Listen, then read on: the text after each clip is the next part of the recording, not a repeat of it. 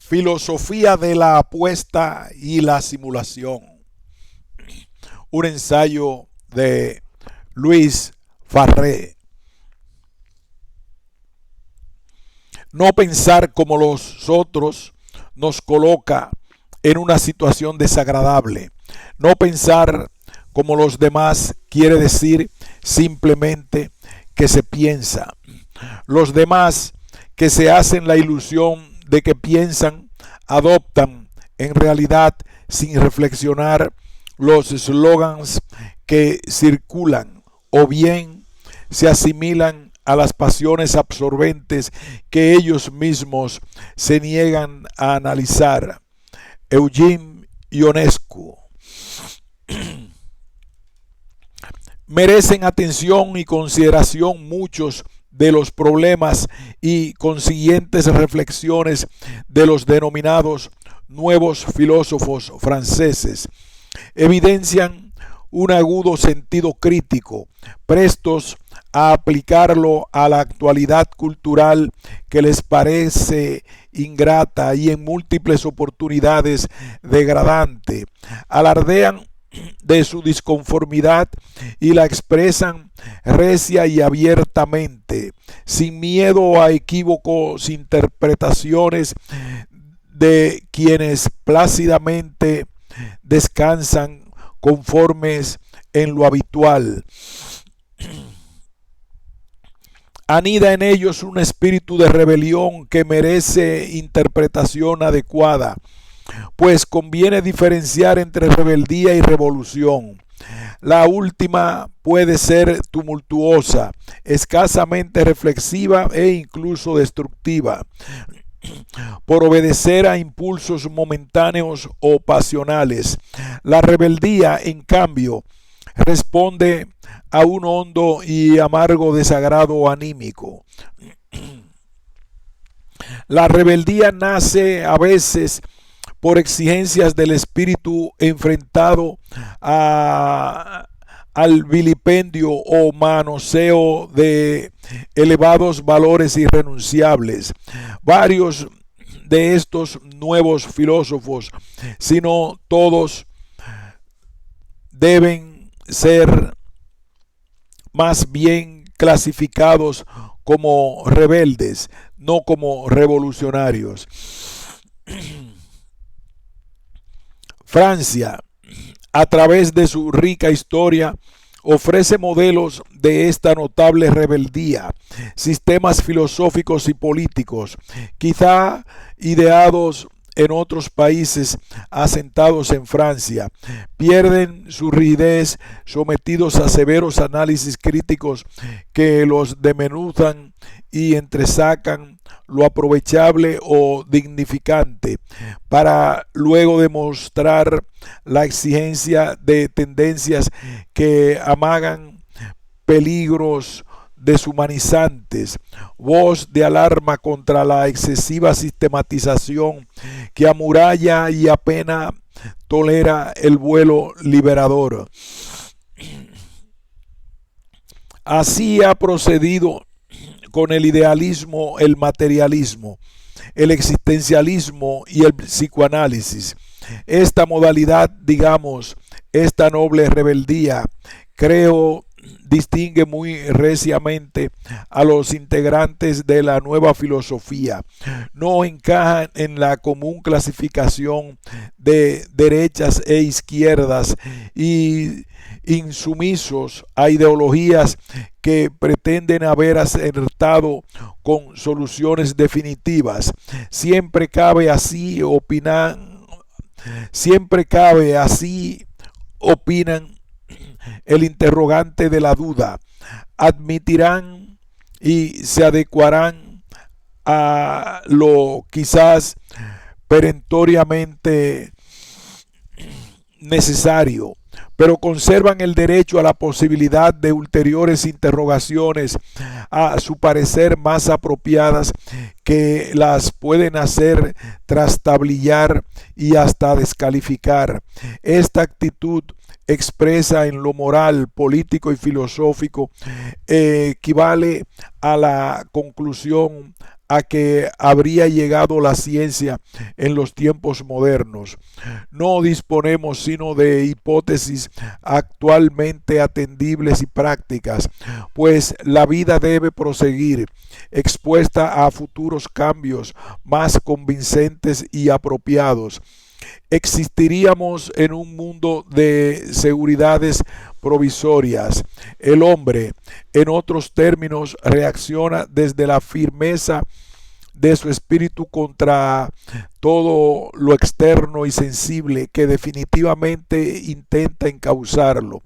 Desde el siglo pasado, sobre todo con el positivismo y el materialismo, predomina la exterioridad, el encanto de lo sensible. El hombre expuesto a vicisitudes conformadas por tendencias consideradas filosóficas, pierde firmeza, entregado por lo tanto al manoseo moral y político. Jacques Derrida, entre otros, destaca e impone la difference, que descabeza principios, desarticula amodorramientos, pecados y ofrece soluciones aparentemente imposibles. Invita al encuentro de la individualidad, de aquello único que distingue lo humano de cuanto lo rodea e intenta subyugarlo. No atribuye la crisis a que estamos sometidos culpando a la economía o a la política. Es radicalmente humana. La educación se ha centralizado en el desarrollo de la inteligencia y en el aprendizaje de un saber enciclopédico, bastante ajenos al pensar y al comprender. Lo mismo que no hace poco dijera en nuestro país, Argentina, Jean Forestier, cuando afirmaba apreciar la educación no por el material didáctico que proporcionara, sino más bien por el ejercicio para alcanzar en un buen entrenamiento en las funciones mentales. Guy Landreau y Christian Jambet, al analizar la función de la inteligencia, sin negar su necesidad, la notan insuficiente. No la inquietan los primeros principios ni los fines últimos. Demorada en lo visible y experimentable, transcurre entre las cosas y los acontecimientos, carente de profundidad. Al otorgarle el predominio excesivo, quedamos expuestos al balanceo inconstante, víctimas de cuanto ofrezca el momento en cualquier orden de la cultura. La inteligencia flota sobre las olas de una actualidad que quizás encanta, pero cuyos maleficios ignoramos. La tumultuosa y multifacética vida actual sería en gran parte su obra y convertiría a la mayoría de los hombres, sin darnos cuenta de ello, en sus víctimas. La inteligencia a solas deslumbra, pero sus fulgores no perduran. Contra Freud y Marx, estos filósofos apuntan con sus críticas a los ismos con que los adoctrinaron, principalmente el marxismo y el freudismo. Formaron o pretendieron formar nuestro ambiente cultural, atrofiando la capacidad pensante. Jean-Marie Benoit y Cornelius Castoriadis, sobre todo, el último, desarticulan a fondo el marxismo. Sería una ideología más, a pesar de todas sus afirmaciones en contrario. Esto es, un conjunto de ideas que no esclarecen la realidad, sino que la ocultan. Por de pronto, desvían la acción autónoma de las masas al articularlas e institucionalizarlas, impregnándolas de autoalienación. El afán cientificista del marxismo, afirma Jean-Paul Dolé, muy presente en Lenin y otros expositores de Marx, retarda la expresión de lo genuinamente humano, sentirse suyo en la autosatisfacción de vivir, que no nos hablen de estructuras y superestructuras.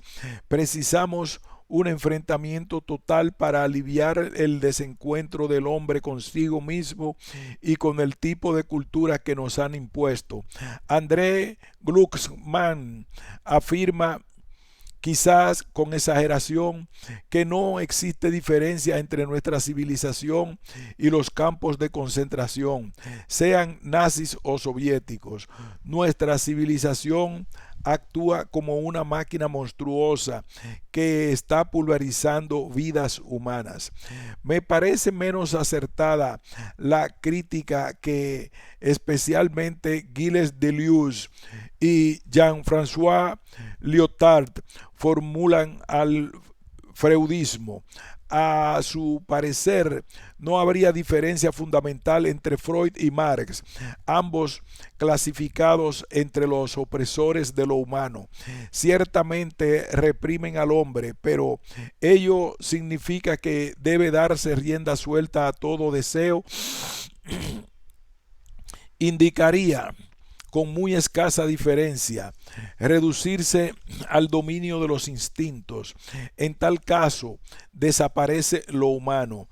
Ya Henry Bergson, por quien Gilles Deleuze siente simpatía, se enseñaba que el instinto es gregario, aglutinante, mientras que el pensamiento singulariza, y el pensamiento debe ser capaz de ejercer la represión. De lo contrario, quedará confundido y anulado en lo común y multitudinario. Hay aciertos en las críticas que formulan a las más conocidas corrientes ideológicas contemporáneas, aunque a veces ofrecen soluciones que inciden o amenazan incidir en los mismos peligros. Contra la represión propician la expansión. Contra la represión propician la expansión, pero una expansión incontrolada corre peligro de anular la tan enlazada diferencia. Si damos rienda suelta al deseo subconsciente insatisfecho, no caeremos en algo similar a la náusea descrita por Jean-Paul Sartre, una viscosidad que se está expandiendo uniforme y repugnante. Lo humano desciende a vegetal o a puramente animal. Aciertan en parte en sus críticas a determinados aspectos de la cultura, sin excluir a los santones más venerados. Tal vez los estudios de Paul Ricoeur los hubiera adoctrinado para una hermenéutica más ponderada, librada de decaer, sin darse cuenta de ello, en peligros similares a los que condenan en Marx, Freud y sus seguidores. Una crítica a fondo. Imponíase, por lo tanto, una reconsideración crítica del movimiento, de alguien que, simpatizante, evitara decaer en su aquietamiento anulador, cercano, pero que tomara distancia para entrever en el análisis de palabras y conceptos peligrosas concesiones a lo reprobado. Guy Landreau y Christian Jumbet, en su libro Lange, asumen esta difícil tarea. Exhiben una vigilancia crítica muy dinámica, continúa búsqueda y varios casos, superación, voz aguda y alertante, dice uno de sus expositores franceses, clamante desde el desierto de Auxerre. Firman sus propias contribuciones sin que ello obste a que adivinemos un plan conjunto evidente en cada uno de sus aportes. La mayoría de los sistemas tienden a la unificación, no escapan a esta tendencia incluso quienes confiesan animosidad a los propósitos definitivamente salvadores de teóricos modernos, como si en ellos finalizara la lucha por la búsqueda de lo mejor, plácidamente aquietados el entendimiento y la voluntad, equivale a encasillar y endurecer el dinamismo humano. Guy Landru y Christian Jambet, sin abusar del vocablo diferencia, Guy Landru y Christian Jambet, sin abusar del vocablo diferencia, señalan la necesidad de mantenerla frente a todo propósito o doctrina que quisiera nublarla. Consideran utópico esperar un momento en el que quizá conseguiremos soluciones definitivas. La finitud, diríamos, en otros términos, vive en lo transitorio, alerta para lo mejor que ahora y quizás siempre nos oculta el porvenir. La vida es lucha, pues debemos abrirnos paso entre reclamos, atracciones y opresiones frecuentemente indignas. La diferencia del hombre ante lo vegetativo y lo animal estriba en su poder de resistencia y oposición al instinto. Debe ser capaz de manejar con plena energía el sí y el no, según sean las circunstancias. Esta capacidad queda debilitada y a veces aún anulada por sistemas muy en boga que favorecen lo instintivo y nos unifican en lo sociológico. Tendencias que exageran la anihilidad presente en el hombre o la necesidad de la convivencia. En ambos casos predomina la unificación con innegables peligros para la diferencia. Dos vocablos ausentes en la filosofía tradicional sorprenden de continuo en el libro: señor y rebelde. El señor, maître, en francés, abarca una capacidad expresiva ausente en la versión castellana. Trabaja para la total deshumanización tanto en los actos que impone como también en el manejo del sentimiento y del pensamiento. Aspira a la reducción completa, pues maître, además de dueño y señor, significa también maestro, educador. No asimila a sus propósitos en actos y pensamientos, lo regula y ordena todo a través del tiempo y de los cambios sociales, pues el Señor coquetea muy halagadoramente tanto con las izquierdas como con las derechas. Los cambios son sólo aparentes, el señorío prevalece, su opositor es el rebel, con propósitos mucho más claros y decididos que los implicados en el vocablo revolución. La rebeldía es tenaz, persistente, profunda. Es necesario, afirman, llevar a cabo todo lo contrario de lo que nos dicen en los discursos de liberación. Precisamos separar totalmente el Señor y la rebelión. Muchos intelectuales razonan, ajustan, inmovilizan. El pensador, en cambio, sostiene y vive la liberación. No hay acuerdo posible entre el señorío avasallante y la rebelión vigilante.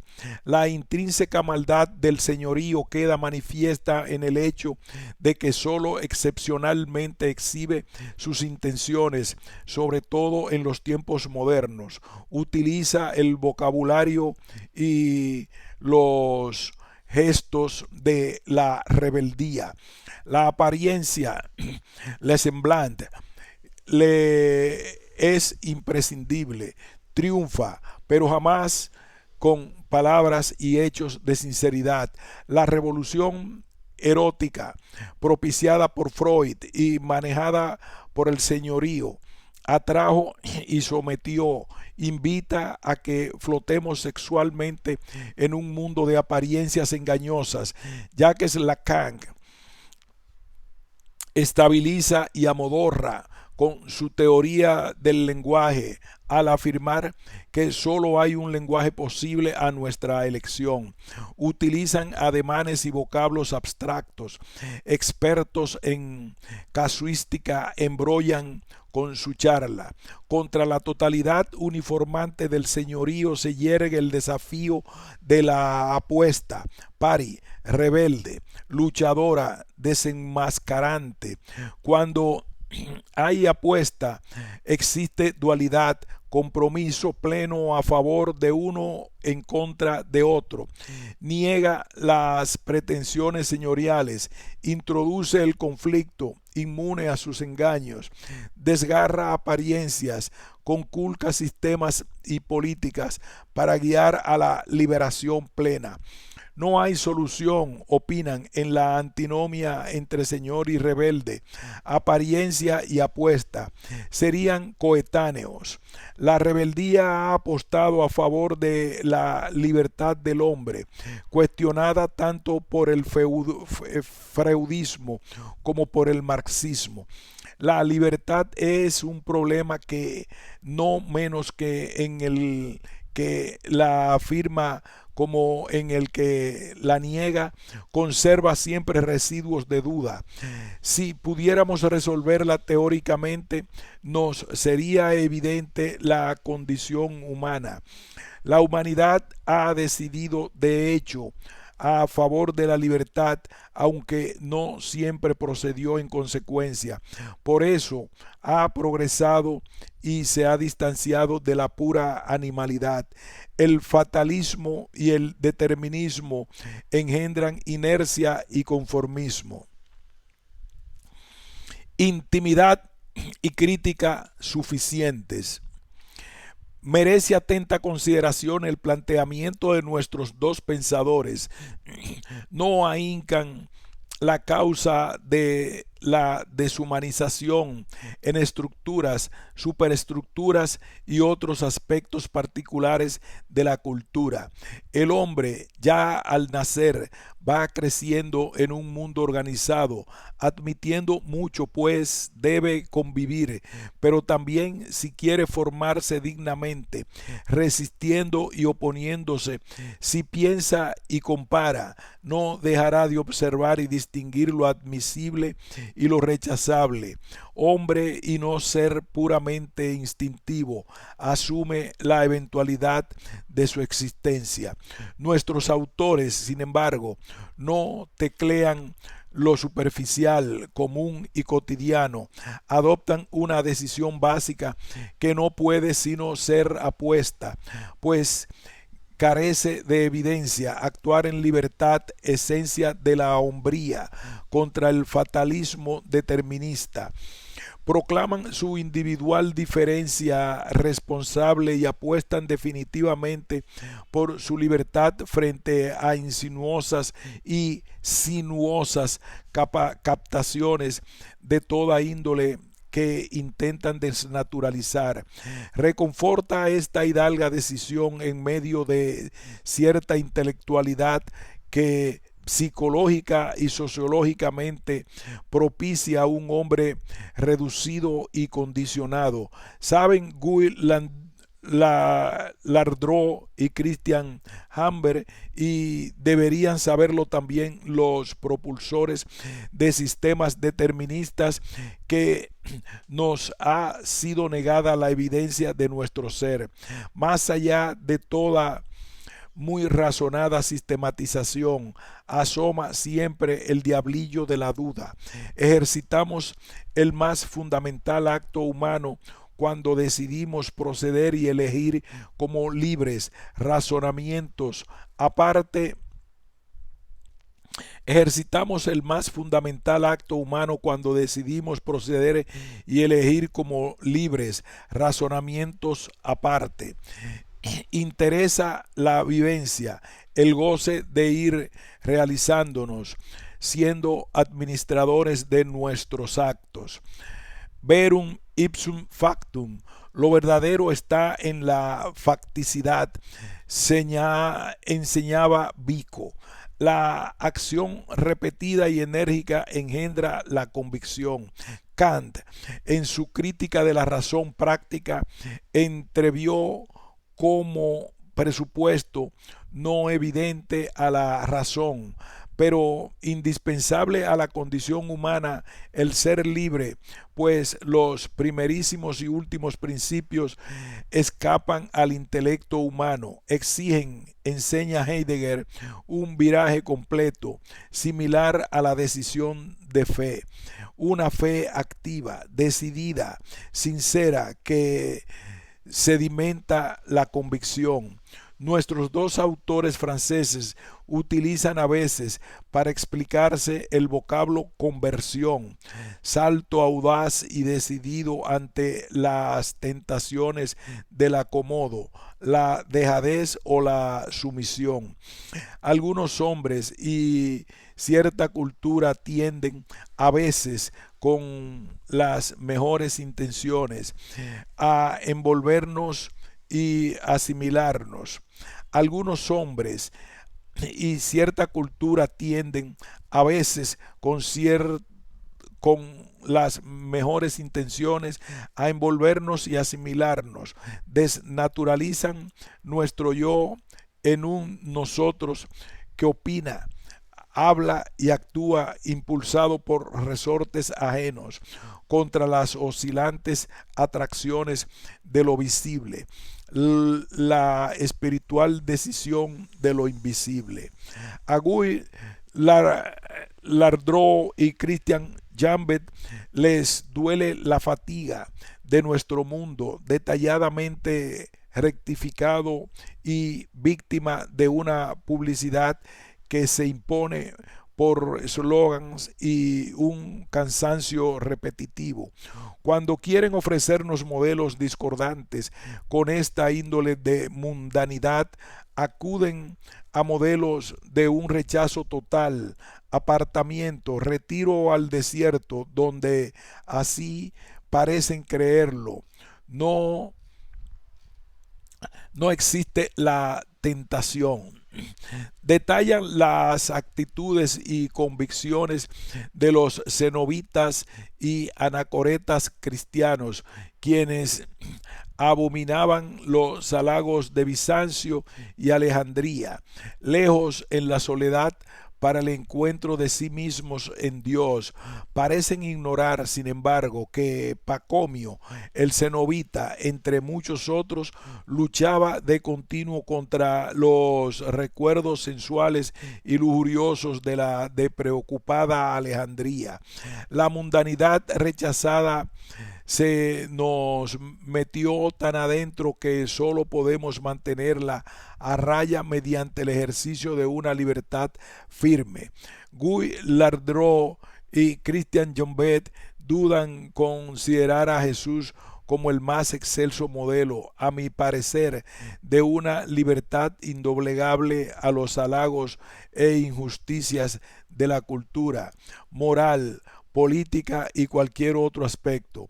Una mejor exégesis, creo, les hubiera evidenciado que Jesús apostó definitivamente en contra de una humanidad deshumanizante, aunque no prefirió el desierto. Solo se imponía espacios transitorios, solo se imponía espacios transitorios de aislamiento para avivar una autenticidad que enfrentaba al fariseísmo hipócrita en la política opresiva y en la inmoralidad degradante. Vivía una libertad auténtica, adoctrinaba y sobre todo actuaba frente a las apariencias de poderes transitorios. Por eso lo crucificaron, por ser y vivir responsablemente digno y enseñar a la humanidad a seguir esta ruta abierta a la trascendencia invisible, pero espiritualmente actuando en la intimidad. Sin embargo, bien analizados los puntos principales de la obra de Guy Lardrot y Christian Jambet, creo que podríamos considerar los cristianos vergonzantes disfrazados de laicismo. En caso de que acierte, no equivaldría ello a una concesión lamentable a las engañosas apariencias de una cultura que tiende a refrenar los impulsos abiertos y gozosos de una auténtica libertad que enfrenta al mundo. Ante el advenimiento del ángel, los sistemas muestran sus debilidades y compromisos o comprueban su transitoriedad. Permanece el hombre consciente y responsable de sí mismo y de los demás, homo viator, hombre en tránsito, como decían los medievales, que debe realizarse en el transcurso de su corta existencia, distanciándose de aquellos a los cuales Pablo reprochó: comamos y bebamos, que mañana moriremos. El ángel de Guy Lardero y Christian Jambet apuesta contra utopías, contra utopías adormecedoras o contra el sometimiento a deseos que no son sino instintos propios de una naturaleza degradada. Puesto que el dualismo existe en nosotros, hay que saber negarse para comprometerse con lo más noble. Creo que ahí está la apuesta contra las apariencias que quieren dominarnos. He venido a traer fuego sobre la tierra y cuánto desearía que estuviera encendido. Lucas 12:40. Aclaraciones. El presente ensayo, con leves correcciones, ha sido publicado en la sección cultural del diario La Nación, Buenos Aires, 26 de marzo de 1978. La denominada nueva filosofía francesa concentró mi atención precisamente porque, en parte, respondía a tendencias e inquietudes mías presentes en mi labor docente y escrita. La reflexión y el atento estudio, debilitado quizás un inicial entusiasmo, me abandonaba a un dejo de insatisfactoria duda, anhelante de más recientes y convincentes búsquedas. Mi aquietamiento intelectual nunca ha sido demasiado firme. Ya en los años de mis estudios secundarios y superiores en España, actitud que me acumuló serios reproches, sobre todo en las instituciones religiosas donde me formara. Esta disconformidad me impulsó a buscar, todavía joven, más amplias perspectivas en Argentina. Aquí también mi actitud agudamente crítica desagradó con frecuencia, aunque nadie me ha replicado seriamente, y debo reconocer agradecido que en varios círculos universitarios y cultos he encontrado amplia comprensión y simpatía. Mi tesis doctoral Teoría de los valores y filosofía antigua, Universidad Nacional de Tucumán, 1957, realizada bajo la dirección del eminente helenista Dr. Rodolfo Modolfo, cuando todavía perduraba el fervor por la axiología, es a la vez crítica de teorías a mi parecer insuficientes y de una presunta novedad doctrinal, según opina José Ortega.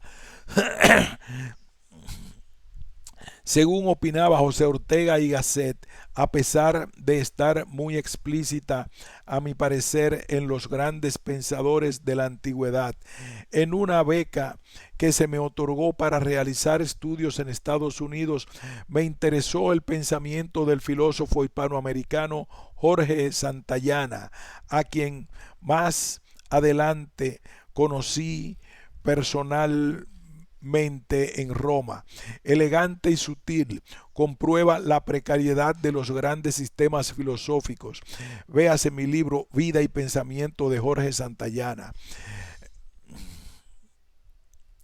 En el primer Congreso Nacional Argentino de Filosofía celebrado en Mendoza en 1949, algunos colegas me estimularon a que escribiera sobre tendencias y evolución de la filosofía en Argentina durante el presente siglo, hasta 1950.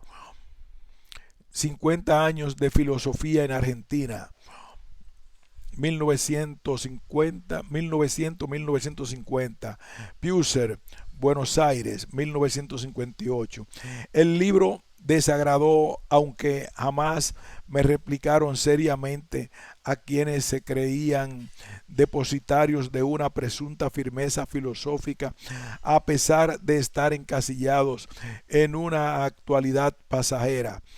En una nueva edición de la obra, sin renunciar a sus propósitos críticos, ampliamos el contenido desde los inicios del filosofar en la época colonial hasta la modernidad, contando con la muy eficaz labor de la doctora Celina A. Lertora Mendoza, La filosofía argentina. Creo que el filosofar es un proceso con transitorios descansos aquietantes. Frecuentemente lo que consideramos original no es sino repetición con nuevo vocabulario de sistemas antiguos, aunque admito que pueden existir atisbos novedosos que estimulan a proseguir, pero me parece no difícil, sino imposible, que el verdaderamente amante de la filosofía se entregue al descanso con el pretexto de haber logrado lo definitivo. Esta actitud dubitativa me ha mantenido muy alerta en los últimos años, sobre todo desde que me jubilé como profesor universitario. No es desánimo, sino continuo impulso para un más elevado esclarecimiento, crítica, depuración, búsqueda incesante, estímulo, horizonte avisorado, jamás definitivamente logrado. No es pesimismo que desaliente, sino sincero reconocimiento de la propia finitud. Esta actitud ante la filosofía me ha incitado al análisis que he venido exponiendo en estos últimos años.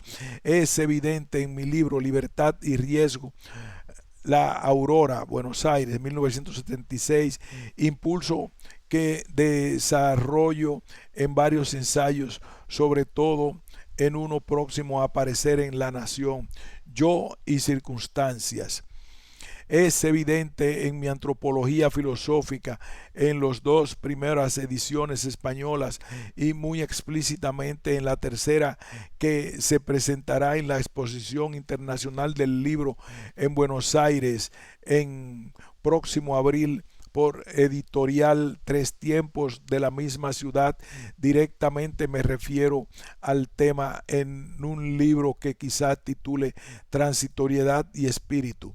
La tercera edición de mi antropología filosófica finaliza con el siguiente párrafo: Con razón ha podido afirmarse que el hombre es un ser todavía no acabado. Ignoramos lo que ahora esencialmente es porque no sabemos dónde apunta y lo que será el día de mañana. Aunque sí conjeturamos por las lecciones del pasado, la trayectoria que más o menos deberá seguir. Ha llegado al ser actual no por acaso o por una serie de fortuitas coincidencias, sino gracias a un ritmo de esfuerzo y progreso constantes, aunque turbado por decadencias y fracasos. Ha ido conquistando siempre mayor racionalidad, más dominio del mundo y una clarificación más pura de la trascendencia. Buenos Aires, febrero de 1984. Fin de este ensayo sobre filosofía de la apuesta y la simulación.